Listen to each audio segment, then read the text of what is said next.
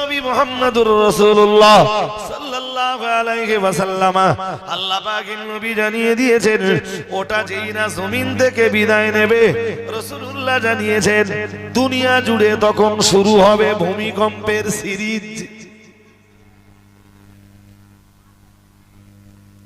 পৃথিবী জুড়ে শুরু হবে একটার পর একটা ভূমিকম্প।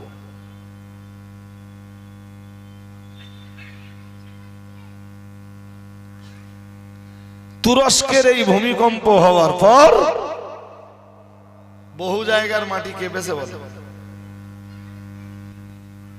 সব খবর আমাদের কাছে,